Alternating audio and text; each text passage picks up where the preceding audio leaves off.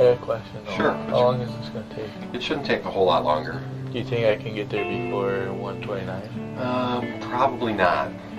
What's at 129? Well, I had a project due in 6 months. Okay.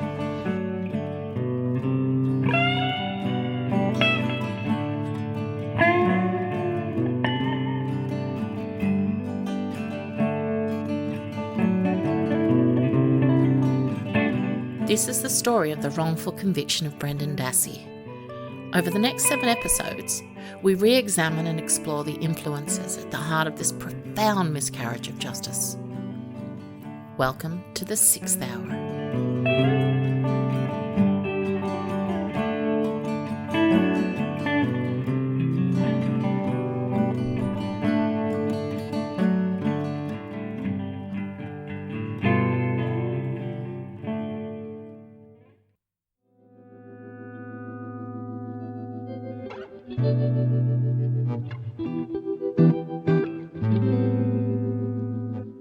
For the past 4 years, I've spent hours, days at a time, buried under the weight of the wrongful conviction of a Mishcot High special ed student who had gone to school on February the 27th, 2006, as an innocent 16-year-old kid, only to be catapulted into adulthood at the hands of local law enforcement when he left as a suspect in one of Wisconsin's most notorious criminal investigations.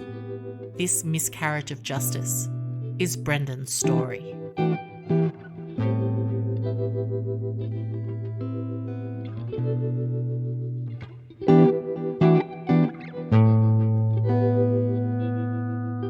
Today, we are filing a petition for executive clemency on behalf of Brendan Dassey.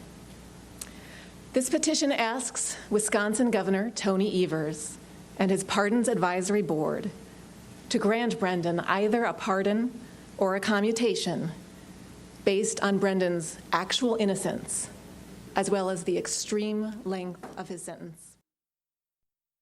October the 2nd, 2019, Brendan Dassey's legal team filed a petition for clemency, asking Governor Tony Evers to grant Brendan a pardon or commute his life sentence to time served.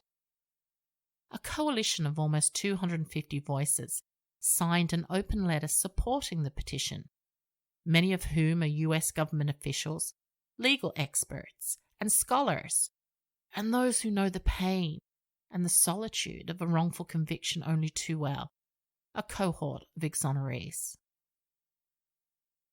Governor Evers stated that he believed in forgiveness and the power of redemption, and when pressed whether he planned on granting not just pardons, but also clemency or even reprieves, he replied possibly, but that he was leaving the Pardons Advisory Board itself to make those types of decisions.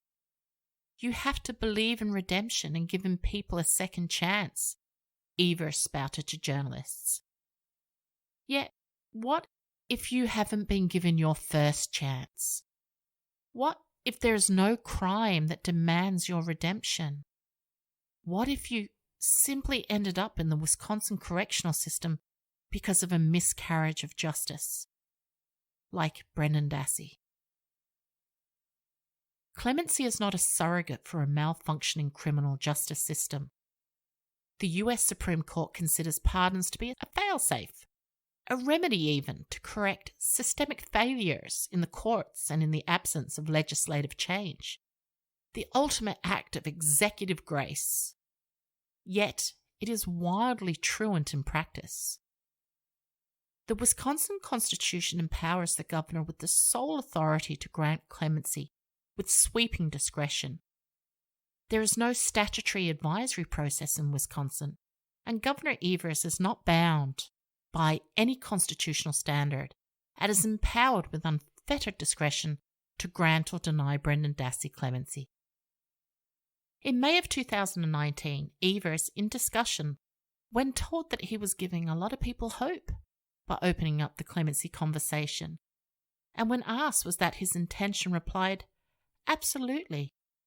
And not having hope when you should have hope is the wrong thing for the state of Wisconsin to stand for." Yet, Where is the hope for the wrongfully convicted? Where is the hope for those with claims of actual innocence? Wisconsin once held a gilded tradition of clemency, used for those with claims of actual innocence. Yet the current criteria suggest a reluctance to embrace the true spirit of clemency and the notion of mercy. Brendan Dassey is an ideal petitioner for clemency. Not only does it offer mercy in this case, but it provides justice. And while the political partisanship of Wisconsin's legislature may be divisive, it cannot impede the clemency process or dictate or shape the criteria that need to be met. Yet here we are in 2020, and Brendan Dassey remains wrongfully incarcerated for a crime he did not commit, held captive by a state and court system that failed him. A conviction resulting from the painful extraction of a false confession at the hands of coercive interrogation techniques. Techniques based on unscientific and universally rejected behavior symptom analysis.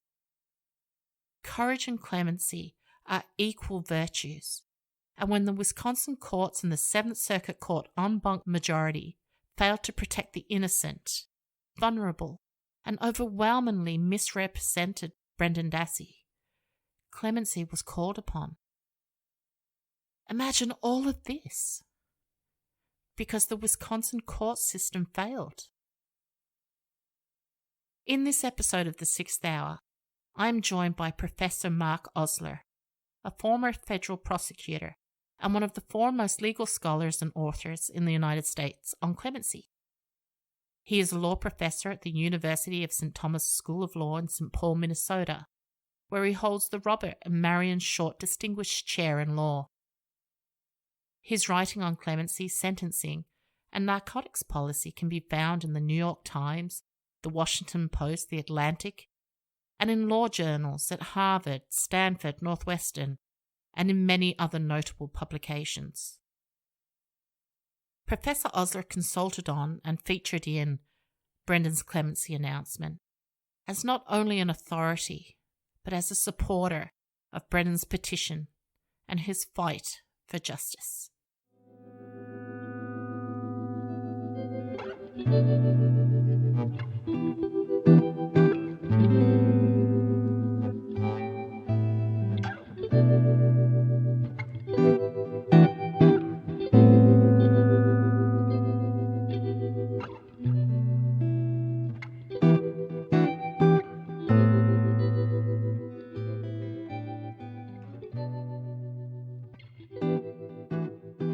Welcome to the Sixth Hour, Professor Osler. Thank you so much for joining me to discuss clemency and why Brendan Dassey is a fitting recipient of such an act of grace. Yeah, well, it's my pleasure to be here. Thank you. So a prevailing thread throughout your significant body of work is the recurring theme of mercy within the criminal justice system. I read that early in your career you had been a process server, and this had helped shape your road forward. Was that the watershed moment that initiated your commitment and advocacy for clemency policy? No, it was the start of the path towards being a lawyer. I did that job in Detroit, and what I found that was so compelling to me was that in law, there's these great stories that law enters into people's lives at their weakest moment and when they're most vulnerable. And that means there's an incredible responsibility that goes with that. So I'd never really thought about going to law school, but at that point I did. And I went off to law school, and I went to law school at Yale and had a lot of people around me who had big plans of things they wanted to do. And I decided I wanted to be a prosecutor. That surprises a lot of people about my history. But in part because I saw the opportunity that prosecutors can have to make things better, to reject bad cases, for one thing. I went back to Detroit, and I was a federal prosecutor there for 5 years. And it was really during those 5 years that this idea that on the one hand, we have justice that to a lot of people means treating people like people similarly, fairness. But the other hand, you have mercy, which allows us to break from that, to show grace towards people, to change our mind, to allow them to change. Eventually, that led me to leave that job and to enter the academy, to a place where I could speak more freely about this and advocate for things that would propel this idea of human dignity within the whole of the criminal process. Yeah, that's quite something. You're also an avid blogger and somewhat of a haiku master. Well, I'm not the master. I just invite people who are haiku masters to enter theirs on my blog, which makes for an exciting Friday. Yeah. So clemency it's a somewhat complex issue. Perhaps it's not widely understood due to its absenteeism from the criminal justice system. Can you expand a little on the history of clemency and the role it can play in providing relief where the courts fail to? Yeah, I mean, one thing about clemency is it's as old as the law.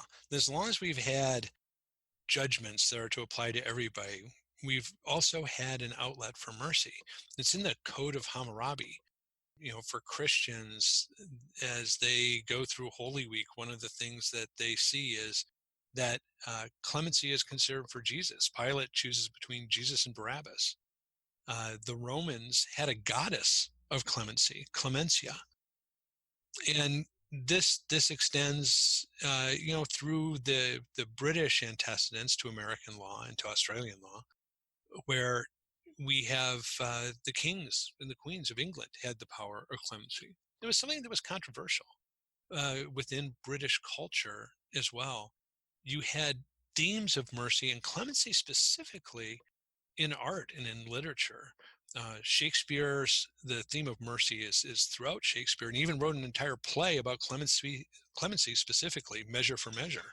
So we have it right up there to the settling of the United States. And one of the things that's remarkable about the U.S. Constitution is that they took out the role of kings in almost every regard, but they left this one, which is clemency.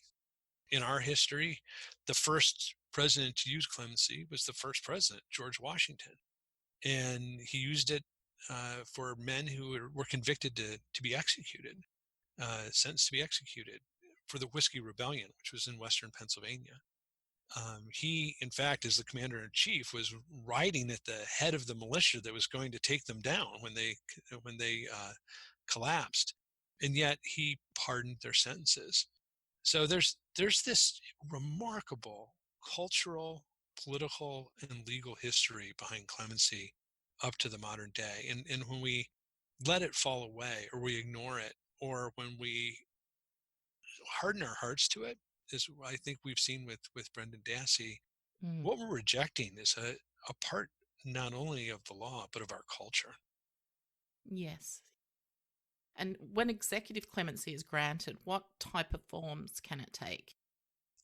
Yeah, we see three basic forms. There's others that don't come up very often, but the three basic ones are a pardon, which is going to get rid of the effects of the conviction. It's as if the person wasn't convicted in the eyes of the law in many respects. The second is a commutation of sentence, where the conviction stays in place, but the sentence is shortened. And then the third is a reprieve, which is like setting the pause button on a sentence. And we usually see reprieves in death penalty cases in the United States, where reprieve is granted to allow further legal consideration. With Brendan, over time, we've seen consideration of both a pardon and a commutation. One of the men convicted in the murder of Teresa Halbach wants the governor to let him out of prison. Brendan Dassey's team filed a petition for clemency. Sean Gallagher shows us why Dassey's team thinks it's time for him to be released. Brendan Dassey turns 30 years old in just a few weeks, but he's been in prison since he was 16. But now his defense team hopes that this petition will get him out a lot sooner. Today, we are filing a petition for executive clemency on behalf of Brendan Dassey.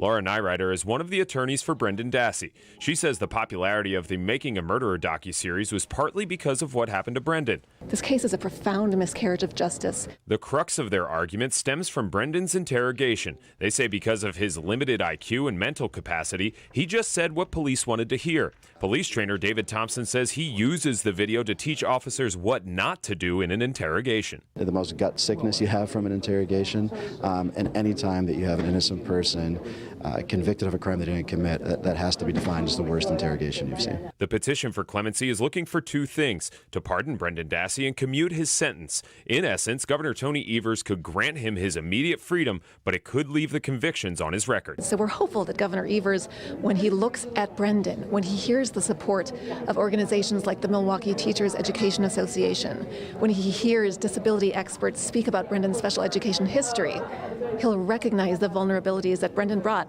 to that interrogation room. Dassey's attorney says no matter what happens with this decision, it won't have an impact on the Stephen Avery case. In Madison, Sean Gallagher, today's TMJ4. Governor Evers' office says it's received the petition and they give every pardon application careful review and consideration. But according to the Pardon Advisory Board, it could take several months or over a year before Dassey's case is actually reviewed. October the 2nd last year, Brendan's team filed a petition for clemency with the governor of Wisconsin. How did you come to be involved in that clemency push?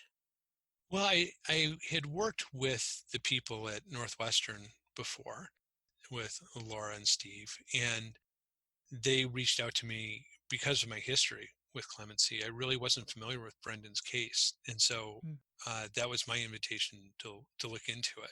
Unlike a lot of people, I hadn't seen Making a Murderer. So, but once I looked at it, it was so compelling. Yeah. Do you believe Brendan to be a model petitioner for the type of mercy provided by clemency? And what factors would you consider in making that determination? I think that he's an excellent candidate in some traditional ways and also in a non-traditional way. And let me explain that. The traditional ways is that usually clemency is granted to people if they're incarcerated and pardons when they're out of prison, if there's been a significant change in their life, if they've had a good, strong prison record and things like that, that there's a reformation that's occurred. And certainly Brendan Dassey is someone who's been a model prisoner in many ways. What's different about his case is that you don't have the same kind of firm conviction that you usually see. I mean, here there's so much that was wrong at the trial level in the investigation that isn't firm, that isn't solid ground. And so it's not just, okay, is this someone who's safe to live amongst us now, who's earned a form of mercy? But there's also questions about whether he should have been punished in the first place. Absolutely. Wisconsin's first pardons board, they were established in around 1935, and they determined the type of cases that they would redress would include petitioners who would probably be safely paroled if the sentence was reduced, and only after careful consideration of the judicial history of the case, which obviously has not been the case for Brendan. So, to great disappointment, Governor Evers chose to reject Brendan's petition just before Christmas of last year without review. Can you explain the current criteria in Wisconsin and your thoughts on why the board was adverse to even reviewing the petition? Yeah, and it has to do with the political history of Wisconsin. The Constitution of the state gives the governor broad powers to grant clemency. Now, governors have used that very differently. The predecessor to Governor Evers, a man named Scott Walker.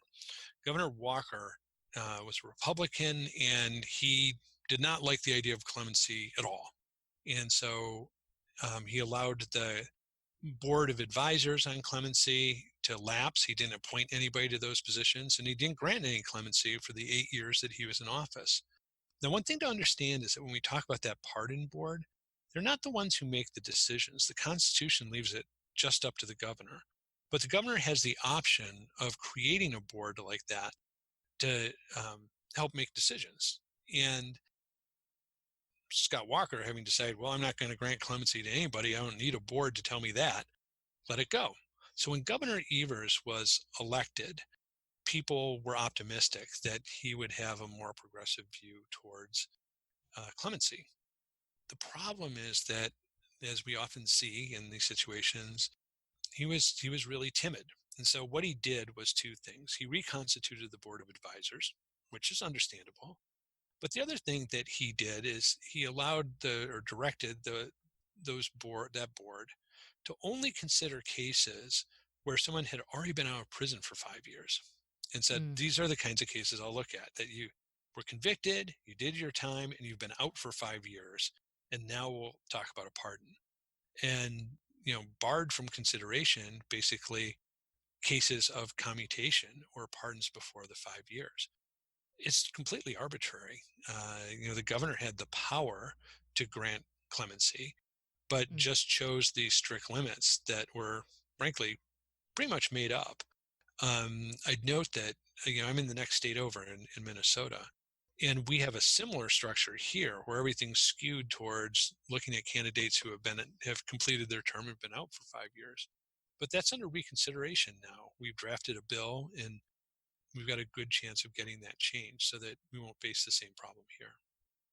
And is it that public opinion can help sway that criteria, or do you feel, you touched on, the political environment, so to speak, in Wisconsin, and obviously issues with partisanship. Do you think that shackles the current criteria for fear of blowback? It does. And, that political timidity is pretty familiar to those of us that work in clemency. Even with President Barack Obama, when he was elected, he didn't grant any commutations of sentence for the first 4 years he was president, which is pretty remarkable, given that he's somebody who did have a heart for those who were incarcerated, went to visit a prison, and eventually, in year 6 of his presidency, he started to address clemency and did grant a significant number of commutations. But that political timidity comes largely from a particular point in American politics, and that's when George H.W. Bush was running against Michael Dukakis, and this was the first President Bush, and his campaign team discovered that there was a prisoner in Massachusetts when Dukakis was governor there who had gotten a furlough. It wasn't even clemency. And during the furlough, he'd committed a murder. And his name was Willie Horton. And they read an ad that many considered racist, I do, that showed Willie Horton's face and talked about what happened and claimed Dukakis let him out. And that meant that politicians, and particularly Democratic politicians like Evers, have been scared ever since of having an ad like that run against them. Yeah, it does seem to be, from an outsider looking in, very much something that governors tend to do in a flurry before they leave their term. Yeah, and it wasn't always that way. If you look historically, at clemency in the United States, where it functions and when it functions, it's pretty evenly spread out. And one thing that's interesting is that we often see the most use of clemency by fairly conservative governors, that in places like Arkansas and Georgia and South Carolina, you'll see fairly regular grants of commutation, a way that you don't in Minnesota and Vermont. They're considered much more liberal. Yeah. Would that be because of perhaps death penalty cases in certain areas? Or? No, and in fact, those grants don't have to do with the death penalty usually. There are people who are serving regular sentence that have completed them. Mike Huckabee was the governor of Arkansas, and he was somebody who regularly granted clemency. And for him, it was a faith imperative, is what he often cited. Yeah. So, faith imperatives can take us a lot of places, but in that instance, it allowed him to do something that, sadly, more progressive governors in other ways, like Evers, are afraid to do. Yeah. the history of clemency documents that as most recently, in Wisconsin, as it relates to Wisconsin, as recently as 2009, a petitioner convicted of homicide was granted a pardon. Then in 1995, we have a petitioner convicted of first-degree intentional homicide was granted a commutation after serving 1 year of incarceration. Yet there's no rectification for those with claims of actual innocence. Mm-hmm. Is this more a moral than legal issue, do you think? Well, yeah, I mean, part of it is kind of a philosophical one, that what you hear decision makers say is that innocence should be determined by the courts. The problem is that the ability to contest innocence is often not dealt with in a very straightforward way by the courts. And we saw that in Brendan's case, that you saw the appeals come to an abrupt and sad halt in a way that didn't seem to give fair consideration to the interrogation that he underwent and things like that. And so it's unfortunate, but I think the primary reason that you see innocence not considered as a basis for clemency is because the executive branch wants to defer to the legislature or to the judicial branch in resolving that. Yeah, it kind of defeats the purpose of being able to grant mercy. It does. And of course, in a case where if the person is genuinely innocent, it's not mercy. It's just straight up justice. So we do have to make that point of differentiation here, that in a case like Brendan's, you can make the case for his release either on mercy or justice. 100%. And I think that's something that struck me when I was looking into clemency and reading back over the clemency petition, was that Brendan's asking for something that he shouldn't have to ask for, that should have found him through the courts. Yeah, absolutely. And, the more fail-safes we have to make sure that liberty isn't unfairly deprived, the better. And that's really why I have a problem with that construction of, well, if it's an innocence question, it needs to be dealt with by the courts.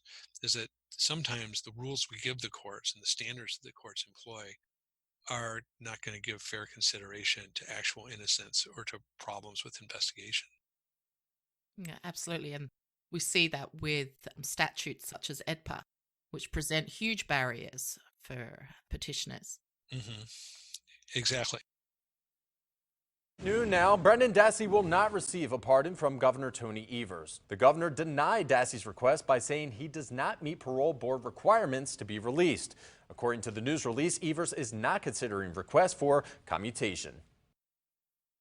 Do you feel that clemency is still a viable option to relief for Brendan? It could be. It's so hard to have it have been denied without real consideration. And I'm hoping that over time that Governor Evers sees what the problem is with the shackles he's put on clemency, with that, you have to have been out for 5 years before we even look at your case. That's cutting to the heart of what clemency is supposed to be. It's cutting against the spirit of it. And it may be that there's some other case that breaks that wall down, or it could be that he reconsiders it, or it could be that he's elected to a second term and that timidity fades away the way we saw with President Obama. Or it could be that someone else is elected governor and has a different take on things. So it definitely is possible. There's a quote of Governor Evers from May last year.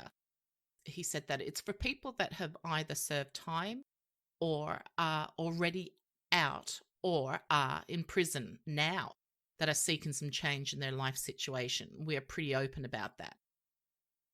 That was in May, yet we get, a petition in front of him that speaks to that statement.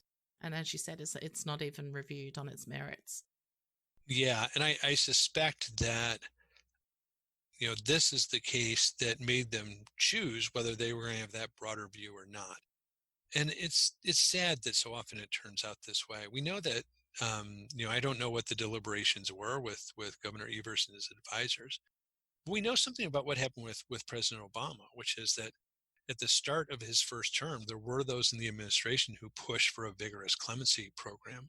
But there were political advisors who said it's too big a risk and there's no upside to it, which is really sad because in the end, doing what's morally right is always an upside.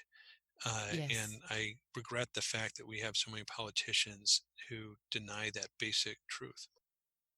And particularly at the moment in a world that perhaps needs mercy so desperately in so many ways.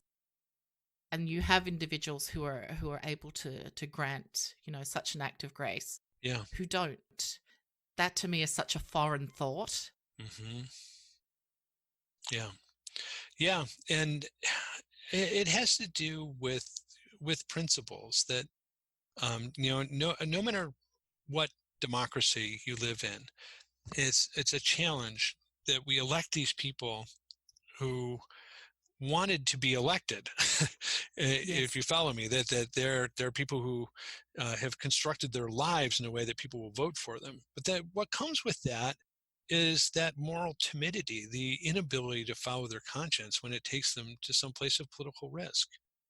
And I wish that for someone like Governor Evers, who's, he's probably not seeking further office beyond this, be fully moral in what you do now and take that risk. It would definitely, in the end, be remembered better than the timidity that he's shown. Absolutely. Just touching on your advocacy for sentencing policies, what are your thoughts on mandatory sentencing for juveniles when they're tried as adults in the courts? Yeah, that's deeply troubling, and it's something that is rooted in a historical moment that is long past, which was, the mid-1980s. There was this false idea that both Republicans and Democrats embraced, that there were super predator kids who were psychopaths and would never get beyond criminality. Which, when you think about it, that's crazy, and it's so arrogant in a way to say that we know what's going to happen in someone else's life in 40 years, what they're going to be like. Certainly none of us say that about ourselves, that, 40 years from now, I'm going to be exactly like I am now. All the bad traits I might have, I'll have then. No, we give ourselves a chance to change and be different. But there was this irrational certainty that children who did bad things were never going to change. And there was never a scientific basis for that. And as we've learned more about brain science, it's actually the opposite that's shown to be true. Yeah. And if you could draft and pass policy in the clemency space as it applies to petitioners like Brendan with claims of actual innocence, what would that look like? Yeah, I mean, well, first of all, it's not, legislation doesn't come into play in something like Wisconsin's system. But if I was to change the governor's policy, I think what I would do, first of all, would be have a few investigators. Have people, not people who were affiliated with law enforcement, but independent investigators who would report on the case, who would dig into these things, who would tell us the kind of things that unfortunately we had to rely on filmmakers to do, to bring facts to the fore.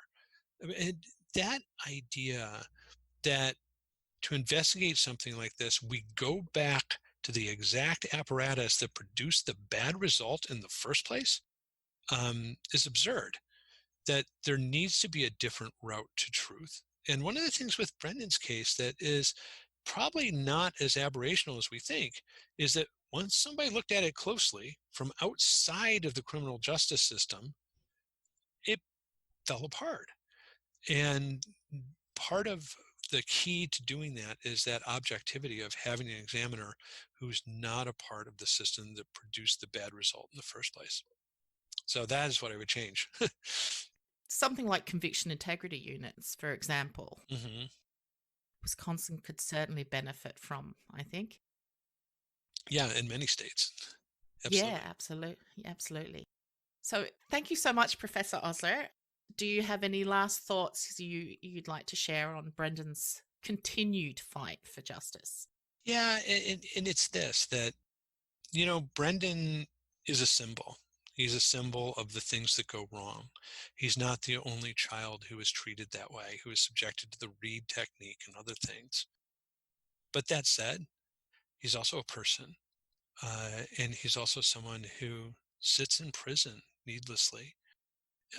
And that as much as we want to care about systems and broad groups of people, this is a time too when we have a lot to learn by looking at one person and learning from what went wrong, and more than anything, fixing what went wrong.